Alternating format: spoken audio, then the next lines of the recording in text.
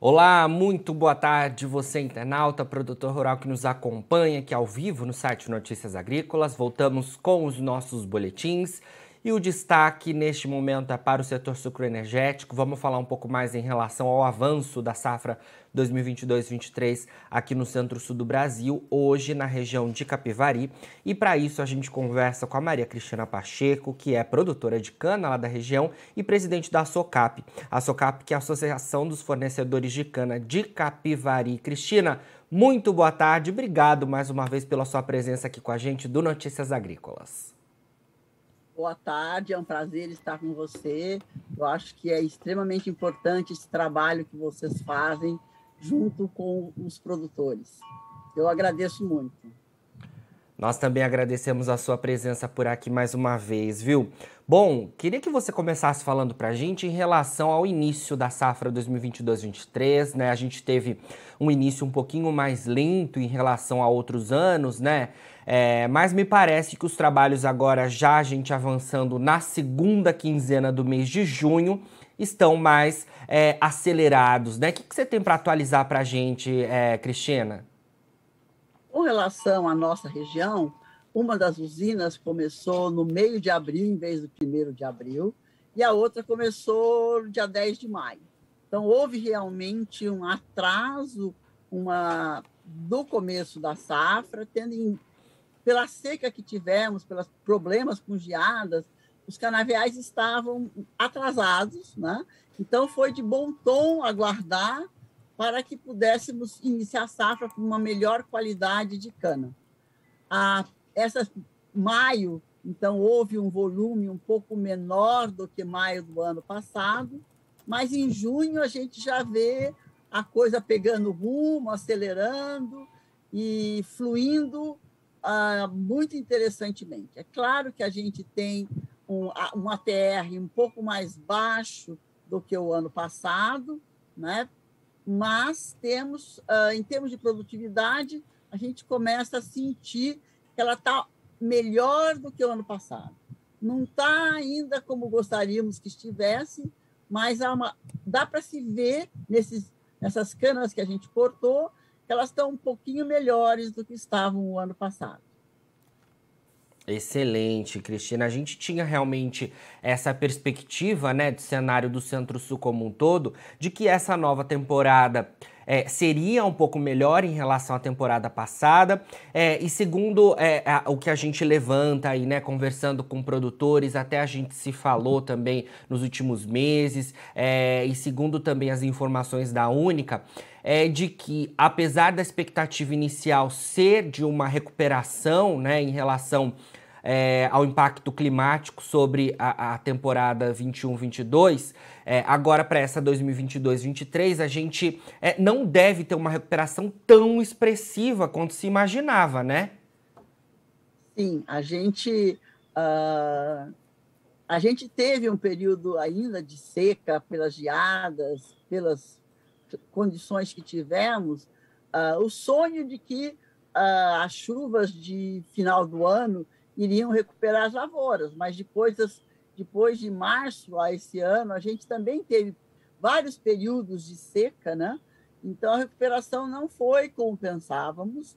A gente vê hoje uma safra semelhante à do ano passado, ainda não dá para ver nada assim muito especial, apesar que agora, em junho, nós tivemos umas lindas chuvas aqui, nós tivemos 60 e poucos milímetros de chuva, então fica aquela esperança que as canas do final da safra vão realmente se beneficiar. As canas do último trimestre vão se beneficiar com essas chuvas e a possibilidade de nos dar uma safra um pouquinho melhor que o ano passado. Mas é esse o cenário que temos no momento. Com certeza, vamos acompanhando tudo isso, né? Um outro ponto, né, que eu queria trazer para nossa conversa é em relação aos preços, né, Cristina? A gente teve a safra 21-22 sendo bastante complicada no campo, a gente falou já em relação aos impactos climáticos, né? Foi uma safra que tivemos geadas, incêndios, estiagem principalmente, impactando os nossos canaviais. Agora a gente tem uma safra 22-23 também começando ainda carregando os impactos da temporada anterior. Os preços de comercialização estiveram até melhores do que estão agora, né? Queria que você atualizasse esse cenário para a gente. E um ponto importante da gente trazer para nossa conversa em relação também aos custos de produção, né? Porque apesar dos preços estarem melhor nos últimos meses, a gente também teve uma disparada dos custos, né?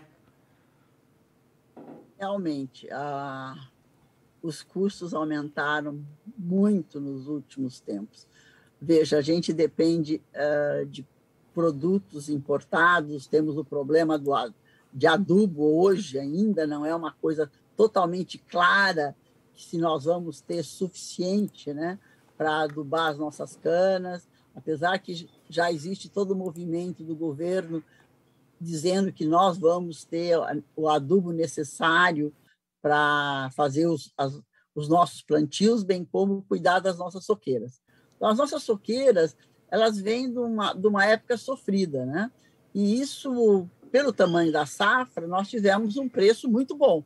Então, o preço foi muito bom. E veja, essa safra foi colhida com custos muito menores da safra 20, né? Onde ela foi plantada e foi tratada. Então, hoje, a gente sente que, apesar dos preços estarem interessantes, apesar de Nova York ter mantido uma média de 18,9 a 19 centes por libra-peso, né, o que a gente vê nas telas, o que indica que a gente vai ter um bom preço, né? Não vamos ter a mesma lucratividade que tivemos esse ano, por causa do aumento de custo, dos inseticidas, dos adubos, do combustível, do diesel, né? Que impacta muito na nossa lavoura, a necessidade de toda a mecanização. Então, a gente vê que a lucratividade não será a mesma, mas sentimos que haverá uma lucratividade razoavelmente boa para esta safra também. Sim, os produtores precisam disso, né, Cristina? Ainda relacionada a essa questão dos preços, né, e a gente vem acompanhando esse cenário também nas últimas entrevistas, em relação aí à decisão, né, do mix, né, das usinas e dos produtores, de alguma forma também, né, quem processa a cana, né? Queria que você falasse um pouquinho sobre isso também, porque a gente tem aí nos últimos tempos diversos componentes impactando os preços tanto do açúcar quanto do etanol, né? E essa decisão sobre o mix está bastante complicada porque a gente teve primeiro, né, as oscilações expressivas do petróleo que já lá nos últimos anos chegou a ficar no negativo, a gente teve depois a disparada de preços do petróleo e isso impacta diretamente no mercado de combustíveis. A gente tem também a questão do câmbio e mais recentemente também a guerra entre Rússia e Ucrânia. E esse cenário como um todo mexeu com o mercado, né? Mexeu com o petróleo e a gente tem impacto também na decisão do mix das usinas, né? De ser uma safra mais açucareira ou mais alcooleira. Como é que tá esse cenário? O que você tem ouvido aí, né? A gente sabe que a perspectiva era de uma temporada 22-23 mais voltada para o etanol, mas me parece que algumas usinas também já estão revendo esse cenário, porque a gente tem também algumas informações de aumento da demanda por etanol, né? E também alguns projetos sendo discutidos em relação ao ICMS, que a gente também vai falar mais para frente. Como é que está todo esse cenário, Maria Cristina? Olha, as usinas, elas realmente têm essa flexibilidade de ir mais para etanol ou mais para açúcar. Veja, o açúcar está vendido, né? O açúcar já está vendido. Então, realmente, o volume de açúcar destinado ao mercado externo, ao mercado interno, eles estão mais ou menos já demarcados. Fixado, né? Agora, se ela vai ser maior ainda ou menor, é algo que a gente, nesse momento, não dá para ver. O que a gente vê é que o mercado do etanol está aquecido, o preço do etanol deu uma caída, então Sim. a gente sente uma procura maior de etanol no momento. Então, o setor sempre sempre vai estar bem atento a abastecer esse mercado, a dar condições a esse mercado. Por um outro lado, a gente teve uma reunião da WBCG ontem, né, onde a Índia, né, coloca que ela vai colocar no mercado mais 4 milhões de toneladas de açúcar, mais 10 milhões de toneladas de açúcar, essas histórias da Índia, que a gente realmente não sabe como isso vai impactar. Mas, por um outro lado, a Índia vai estar aqui no Brasil essa semana, verificando como que se mistura o álcool na gasolina, está visitando algumas distribuidoras para verificar como é feita essa mistura, para realmente fazerem mais etanol e não ficar mais aquela história da Índia assustando a gente, jogando açúcar no mercado. Então, existe um processo de mudança, não só na mentalidade dos nossos industriais, como também no mundo afora, né? E é bem claro a necessidade de uma matriz mais limpa, né? E a Índia, tendo essa possibilidade de etanol, ela não joga tanto açúcar no mercado quando ela tem excesso de produção, porque esse ano eles vão ter uma produção maior. O que eles colocam, que eles terão uma produção maior do que o ano passado. Mas tem essa visão de que estamos se abrindo para as produções de etanol. Então, veja, as legislações deles estão mudando, porque antes eles podiam fazer etanol só com o residual, hoje não, eles já podem fazer etanol do caldo, então já existe algumas destilarias em projeto, então há um processo de mudança. Então, o que a gente sente que ainda está cedo para a gente dizer que vai mais para etanol do que açúcar.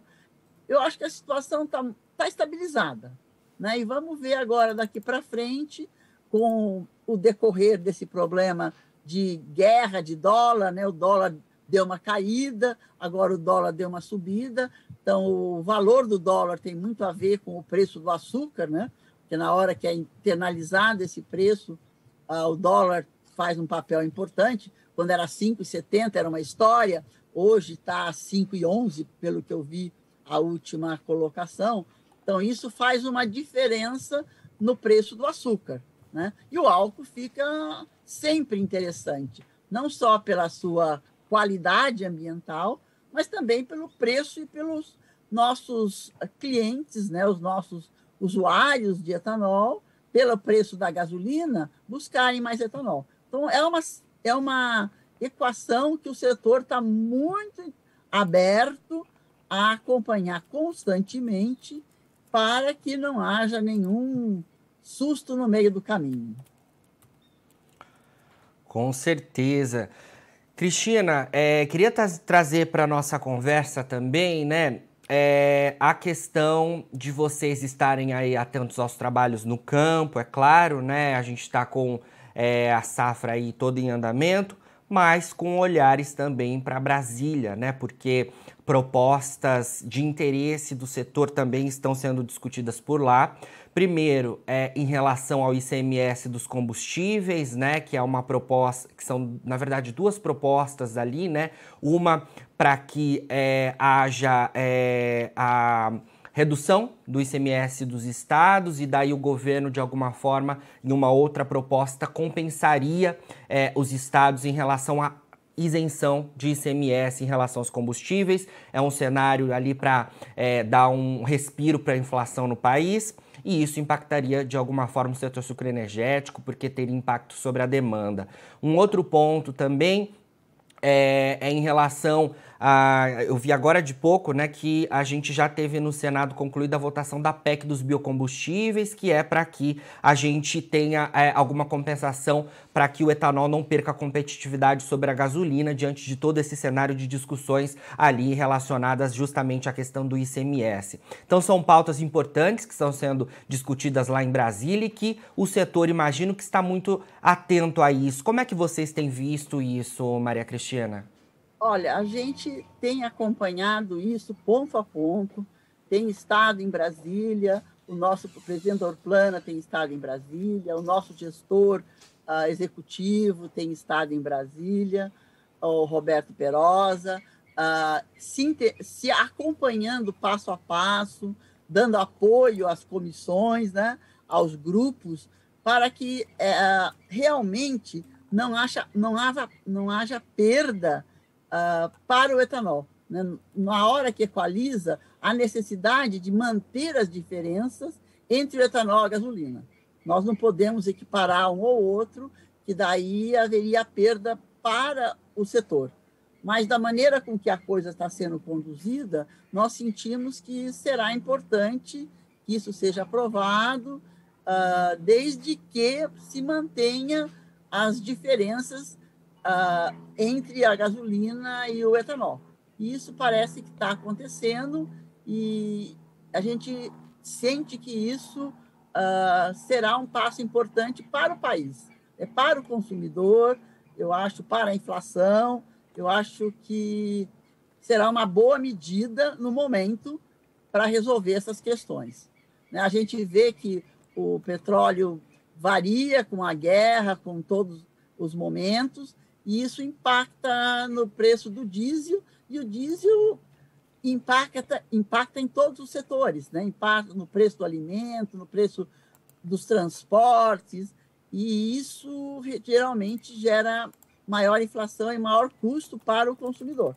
Então, a gente está atento constantemente, temos mantido pessoas em Brasília, acompanhando passo a passo, estamos também sempre juntos com a Única, porque isso é uma pauta comum.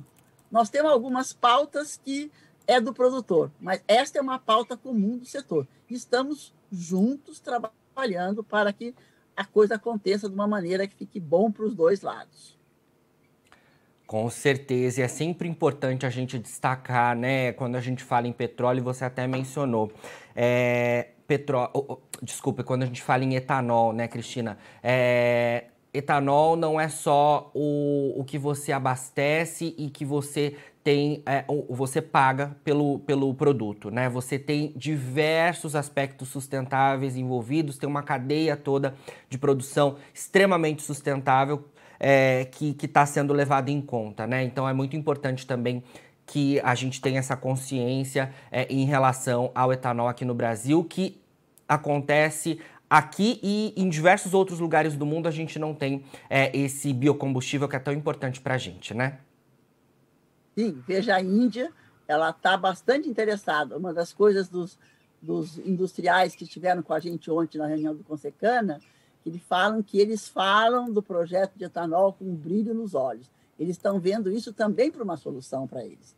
Porque quando eles têm excesso de produção, eles fazem açúcar e daí derruba o mercado, que para eles é péssimo.